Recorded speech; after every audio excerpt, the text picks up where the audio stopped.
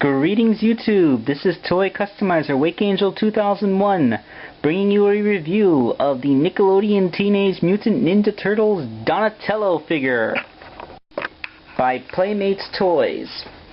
Before I really get into the nitty-gritty about this figure, I think I should mention how much I spent.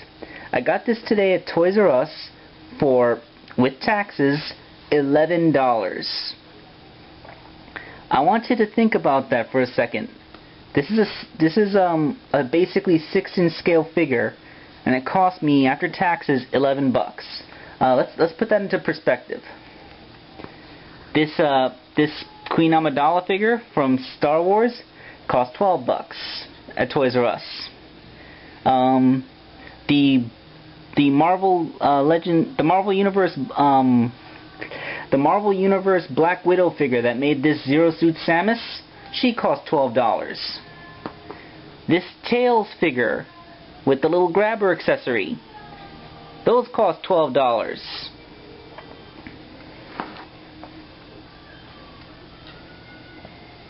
This Halo Reach cat figure, which is just less than a head taller than him, this at Toys R Us would cost almost $20.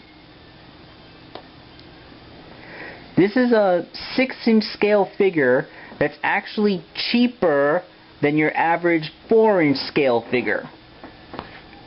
That is very interesting. Okay, so now I'm done talking about the price, let's talk about plastic quality. It's actually pretty good. Most of the figure is made out of this fleshy feeling plastic. It's a little soft, almost latexy, and has an almost organic feel when you touch him. The shell, nice and solid, and the accessory, also good, sturdy plastic. No wibbly, rubbery, wobbly stuff here. The rubber in the bandana is very soft. It moves around like it's made of cloth. The knee and shoulder pads are not as hard as the shell, but are clearly harder than the figure's skin, which, as I said, has a very nice feel. I mean, just because it's a little bit soft does not mean it feels in any way flimsy. It's very sturdy and can hold poses, and it's actually really awesome. And the shell, it's actually made of an even softer plastic so that you can freely move the legs and the shell isn't an impediment. And that's actually pretty awesome. As for the figure's details, they're amazing. Let's see, he has everything sculpted. He has little scratches on his shell. He has pores and wrinkles in his skin. He's just like, even the bandages that he has on his fingers, they have like texturing to actually make them look like they're made of cloth. I've never seen this level of detail on a figure this inexpensive. In fact, I'm going to take some nice high-resolution shots so you can appreciate that.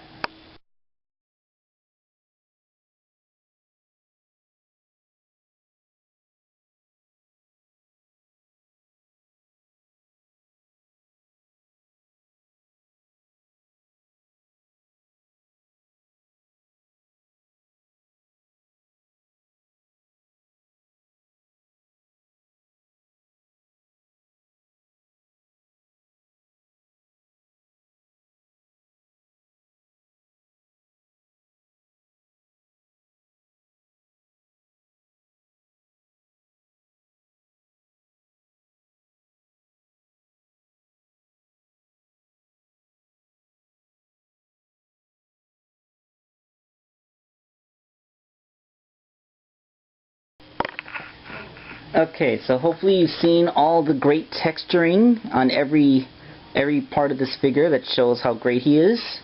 Now I just want to do real quick talk about the accessories. First is his iconic bow staff. At first I thought that this curve was caused to bad storage, but seeing how solid the plastic is, I'm pretty sure it was intentionally molded this way. He can easily wield the staff in either hand, and he can wield it two-handed, thanks to really good bicep and wrist swivels. And he can, there's freedom around there to play around with it. You can put multiple angles, and I'll talk about the stances he can take once I get into his articulation a little bit. He also comes with some other accessories. Oh, by the way, the other accessories all come on a sprue. I haven't seen toys come with accessories on a sprue that weren't model kits since the original Ninja Turtles toy line. Okay, so continuing on, he comes equipped with a naginata. Naginata is basically a blade on the end of a long staff. It's kind of a combination between a dagger and a bow staff. It goes in there. This is where the soft plastic comes in, because even though it may be kind of hard to push it in, you can just pull the fingers out and then get it in there. The accessories aren't painted, but I think that's for nostalgia's sake more than anything else, because I don't really remember the original Ninja Turtles toy line having painted accessories either. I have a lot of original Ninja Turtles toys. You would actually be surprised. Ninja Turtles was the thing that I was into before I was into Sonic. And I was never really out of Ninja Turtles. I've liked them the whole time. He also comes with a really nice jointed staff accessory. It's like his standard bow staff, except it comes apart at 3 points, 2 points separated by chains. This is let's see. The bald guy from Bleach uses a weapon similar to this. He can hold it in two hands, but I'm fumbling in front of a camera, so I can't really do it. But trust me, he can hold it in two hands, and it actually looks pretty awesome. He also comes with two shuriken, which look more like circular saw blades than anything else. And he can hold them in both hands, and they look pretty cool in there. I mean, the fact that they're cast in brown makes them look like some really nasty, rusty metal. I wouldn't want to get cut by one of these. I'll have to get like 5 different kinds of shots to avoid dying of septic infection.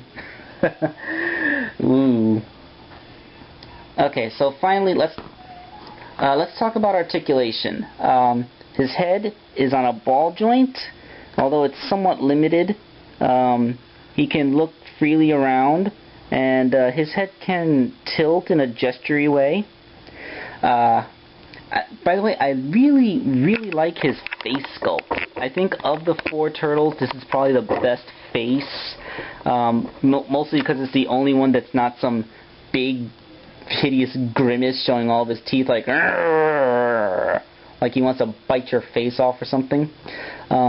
Donatello, as you probably know, is the smart one of the group, and his face seems so coldly calculating.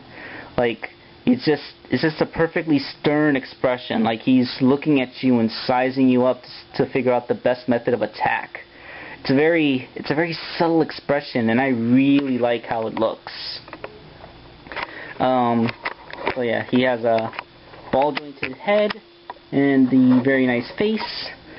Shoulders, universal. They go up and down like this. They go forward and back like that. He has a bicep, although it only has about 45 degrees worth of bend. It has a bicep swivel, and then besides having a bicep swivel, he has a wrist swivel.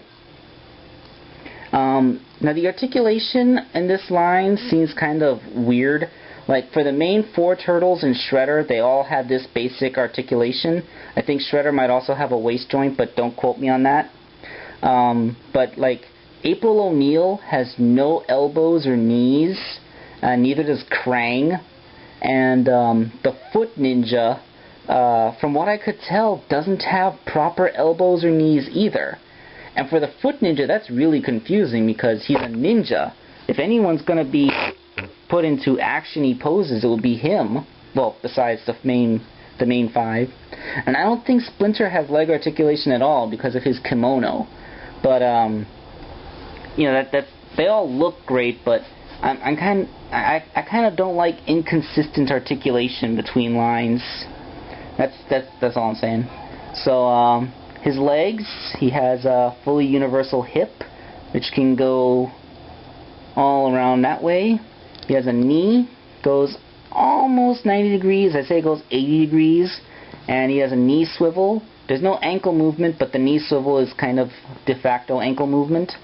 And because of how big and flat his feet are, you can actually put him into really, really wide-legged stances, which he will hold no problem.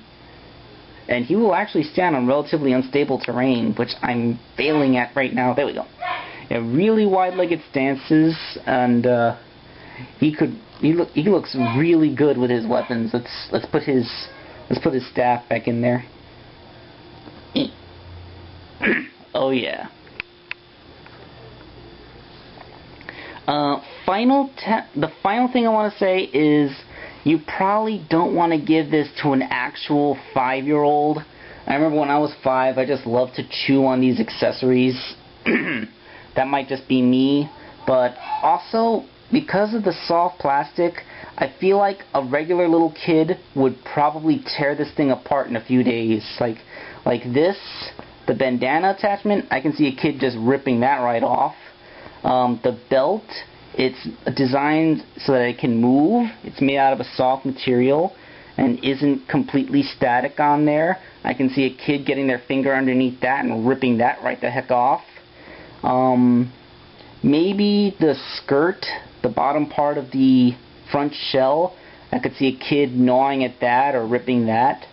But the basic parts of the figure are still there. After the kid tears it apart, he'll still look like a stripped down Ninja Turtle. I mean, the main elements will all remain intact. Like, the legs are nice and solid, the arms are nice and solid. I can't see a regular little kid having the strength to physically rip it apart. They might be able to chew the fingers and toes off, but that's just teething.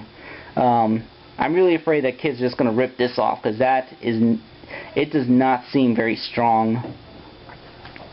So yeah, that is the Donatello figure from the Nickelodeon Teenage Mutant Ninja Turtles cartoon set to come out this fall. I think that it is an incredibly awesome figure. Aesthetically, the only problem I have with this new Ninja Turtles is that they have 3 toes, when historically they've always had 2. But that is such a tiny, minor nitpick. I really don't care, because this is such an amazing figure. And for only $11, I mean, most Ninja Turtles action figures I've seen that are this good are collector's grade series, which are really expensive. So the fact that this looks as nice as it does and is articulated as good as it is and costs as cheap as it does, all of that is just great, and I highly recommend this figure. So this is Toy Customizer Wakeangel2K1 signing out.